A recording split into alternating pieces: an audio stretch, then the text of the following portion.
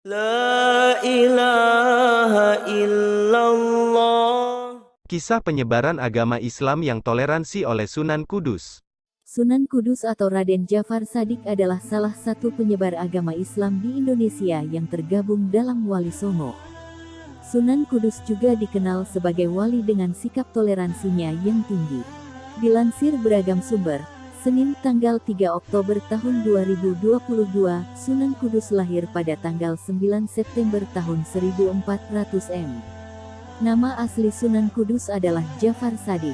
Ia adalah putra dari pasangan Raden Usman Haji alias Sunan Ngudung di Jipang Panolan dengan Syarifah Dewi Rahil binti Sunan Bonang. Sunan Kudus memiliki nama asli dan lengkap, Said Djafar Shadiq Asmat Khan.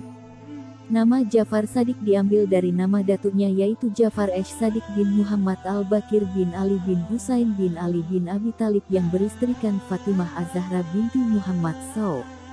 Raden Djafar Shadiq Sunan Kudus merupakan putra dari Sunan Ngudung atau Usman Haji dan Syarifah Ruhil atau Dewi Ruhil yang bergelar Nyai Anong Manyuran binti Nyai Ageng Melaka binti Sunan Ampel. Raden Usman Haji sendiri merupakan putra dari Ali Murtado kakak dari Sunan Ampel.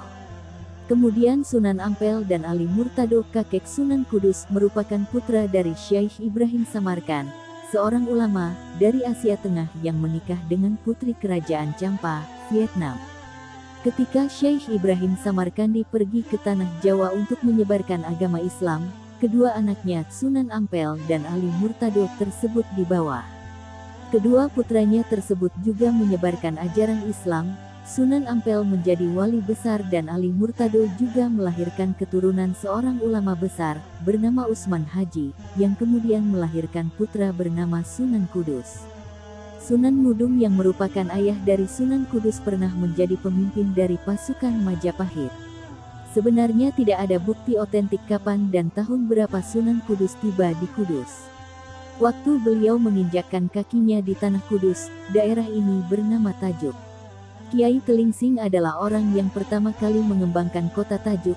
Nama Kiai Telingsing sendiri adalah Lingsing, yang merupakan salah satu ulama dari negeri Cina yang datang ke Jawa bersama dengan Laksamana Cheng Ho. Banyak yang berguru dengan Kiai Telingsing termasuk Sunan Kudus. Pengaruh Kiai Telingsing terlihat pada gaya dakwah dari Sunan Kudus dalam menyebarkan agama Islam, di mana dalam berdakwah Sunan Kudus menghargai adat dan tradisi masyarakat setempat dan memperbaikinya secara perlahan-lahan agar tidak terjadi penolakan di kalangan masyarakat. Salah satu yang terlihat jelas dan masih ada sampai sekarang adalah bentuk masjid yang dibuat oleh Sunan Kudus biasanya tidak jauh berbeda dengan candi-candi milik orang Hindu.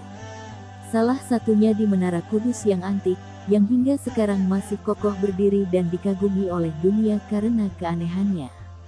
Dengan bentuknya yang mirip candi, orang-orang Hindu merasa akrab dan tidak takut atau segan untuk masuk ke dalam masjid guna mendengarkan ceramah dari Sunan Kudus. Sunan Kudus menggunakan 4 pendekatan dalam menyebarkan agama Islam. Pertama, Sunan Kudus melakukan pendekatan secara perlahan dengan membiarkan adat istiadat yang ada di masyarakat, dan mulai mengubahnya sedikit demi sedikit. Ia juga mengedepankan jalan damai dan menghindari perpecahan selama berdakwah. Selanjutnya, Sunan Kudus juga menghormati masyarakat Hindu untuk menarik perhatian mereka. Salah satunya dengan memberikan perintah agar tidak menyembelih sapi. Karena pada saat itu sapi adalah hewan yang disucikan oleh masyarakat setempat. Larangan ini berawal dari cerita saat Sunan Kudus mendatangkan sapi dari India. Datangnya sapi itu membuat warga penasaran dan mendatangi Sunan Kudus, karena dikira sapi itu akan disembelih. Namun, ternyata ini adalah salah satu cara untuk menarik masyarakat agar memeluk Islam. Saat masyarakat sudah berkumpul, Sunan Kudus menceritakan bahwa dulu ia hampir mati karena kehausan. Lalu datanglah sapi menyusuinya. Setelah itu ia mengatakan kepada masyarakat supaya tidak menyakiti sapi apalagi sampai menyembelihnya. Hal itu membuat masyarakat semakin tertarik padanya. Kemudian Sunan menarik perhatian pemeluk agama Buddha, yaitu dengan memberikan nuansa Buddha pada setiap arsitektur bangunan. Misalnya seperti bangunan Menara Kudus, yang memiliki corak bangunan Hindu Buddha Islam sampai saat ini. Pendekatan terakhir adalah memasukkan unsur-unsur Islami seperti maulidan pada setiap ritual masyarakat Jawa. Pada zaman dulu masyarakat kental dengan tradisi selamatan seperti mitoni hingga selamatan kematian.